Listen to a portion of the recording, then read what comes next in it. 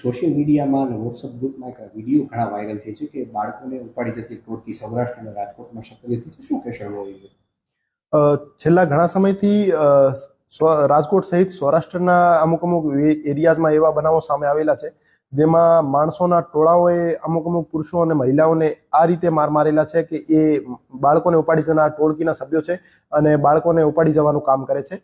તો એ બધાને હું ક્લિયર કરવા માંગુ છું કે ફક્ત અફવા છે. એવા કોઈ પણ કિસ્સા અમારા ધ્યાનમાં આવેલા નથી જેમાં કોઈ રાજકોટ વિસ્તારમાં બાળકોને ઉપાડી જનાર કોઈ ટોળકી અથવા ગેંગ એક્ટિવ હોય અને બાળકો ઘરેથી ગાયબ થઈ ગયા હોય એવા FIR પણ અમારી પાસે રજીસ્ટર થયેલ નથી. હા, એવા કિસ્સાઓ જરૂર બનેલા છે કે આવી અફવા ઉપર ભરોસો કરીને ગલતફહેમીના કારણે માણસોના ટોળાએ અમુક મહિલા અથવા પુરુષોને મારેલા હોય. તો હું તમામને અપીલ કરવા માંગુ છું કે સોશિયલ મીડિયા ઉપર ફરતી એવી અફવાઓ ઉપર ભરોસો ના કરે અને કાયદો પોતાની હાથમાં ના લે.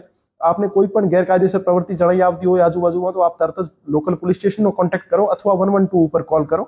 અને તમામ વાળીઓને પણ હું અશ્યોર કરવા માંગુ છું કે એવી કોઈ પણ ગેંગ રાજકોટ વિસ્તારમાં એક્ટિવ નથી જેમાં જે બાળકો ઉપાડી જવાનું કામ કરતી હોય. તો આપ રીએશ્યોર રહો અને પોતાના બાળકોનો આપ ધ્યાન રાખો અને જે નાના બાળકો હોય છે એમની સાથે કોઈ ને કોઈ વાળી વારસ હાજર રહે જેથી એ પોતાની રીતે ઘરેથી નીકળી જતા હોય ત્યાં અમુક વખતે એવા કિસ્સાઓ ના બને.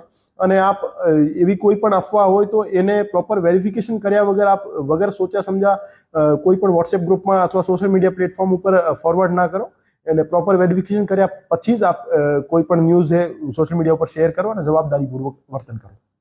લોકોને સાથે સાથે અપીલ કરશો કે આ વોટ્સઅપ બધું ફોરવર્ડ કરતા હોય છે, લોકોને શું અપીલ કરશો કે આવું કંઈ થાય તો શું પહેલા કરવું જોઈએ?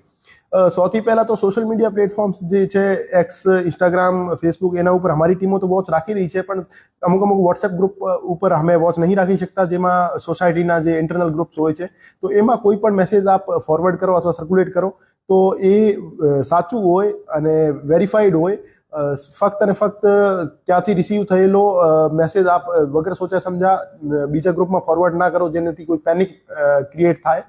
તો અને વાલીઓને પણ હું અપીલ કરવા માંગુ છું કે આપ ખોટી અફવાઓને ફોરવર્ડ ના કરો, અફવા ઉપર ભરોસો પણ ના કરો અને પોતાના બાળકોનો આપ ધ્યાન રાખો પોતાની રીતે. અને નાના બાળકો જે હોય છે એના ઘરેથી નીકળી જવાના અમુક કિસ્સાઓ બનતા હોય છે તો એવા કિસ્સાઓ ના બને એના માટે આપ પરિવારનો કોઈ ને કોઈ સભ્ય એમની સાથે આપ રાખો.